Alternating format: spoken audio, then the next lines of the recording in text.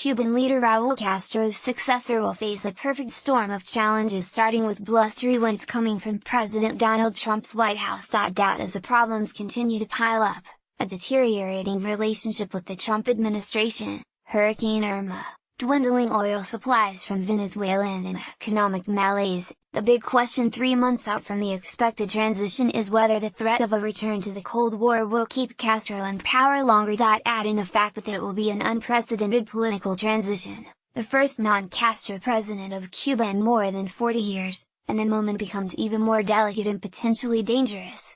Raúl Castro took over for his ailing older brother Fidel at first provisionally on July 31, 2006, and then officially in 2008. Castro, 86, has said he plans to retire from the presidency of both the Council of State and the Council of Ministers on February 24, 2018, although he is expected to remain as head of Cuba's Communist Party.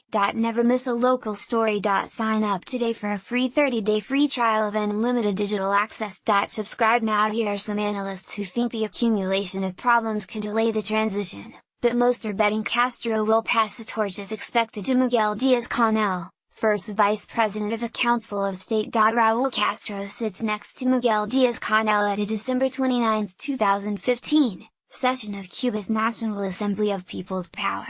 Ismael Francisco AP. They've been hit by a number of shocks, but I think the Cubans are sufficiently institutionalized so they can manage their mounting difficulties and move forward with the transition as scheduled, said Richard Feinberg, a University of California San Diego political science professor.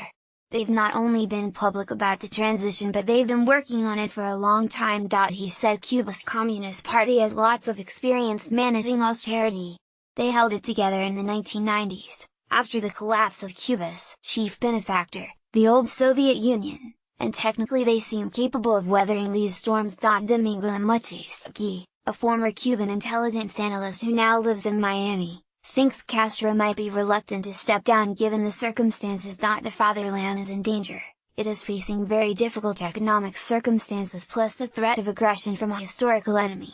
Facing difficult circumstances, revolutionary leaders don't back down, said Macheski. These are not times to enjoy life in Varadero and spend time with the grandchildren. Macheski, who recently returned from a trip to Cuba, says 80 to 85% of those he spoke with there don't agree with his assessment. But he said, I know very well how they think and react. To me, it's inconceivable facing the current circumstances that they would retire. And it's not just him, Castro, but it's the whole team, the historic generation, that would be expected to go forward for a time. Carlos Alzagare, Cuba's former ambassador to the European Union, called that scenario unlikely, if not impossible. Raúl Castro has given clear signals that he wants to withdraw and begin the process of institutionalizing Cuba after the historic leadership. In the United States, they would say post-Castro Cuban. Manuel Cuesta, a dissident who headed up an unsuccessful effort to run independent candidates in local elections, says it's possible Castro may not leave in February because of the surprisingly critical situation, which might be better served by a more experienced hand than someone new. Still, he said, I am one of those who believe Díaz-Canel will assume power. I do not think he, Díaz-Canel, has much drive, much ability to do it. But somehow, Cuesta said, he will have to find a way to normalize relations with the United States in order to have a covered flank so he will be able to concentrate on internal challenges in Cuba. Castro's plans go all the way back to 2013 when he first mentioned his intention to retire from Cuba's Council of State in another 5 years. During the 2016 Party Congress, he also brought up the idea of imposing age limits for government and party posts. This has important political, institutional and personal implications and cannot be delayed, for biological reasons. Remember that he is 86 years old, 6 years older than Fidel when he got sick and had to leave the presidency and give it to Raúl, Alzagare said. Castro has always been one who favors the established order.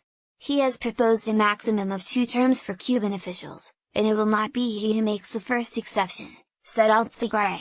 He will not take a step back now. Ever since he assumed the presidency, Castro has tried to strengthen institutions as the best guarantee of the regime's continuity, said William Leo Grand, a government professor at American University in Washington, D.C. He believes there will be a transition of power in February,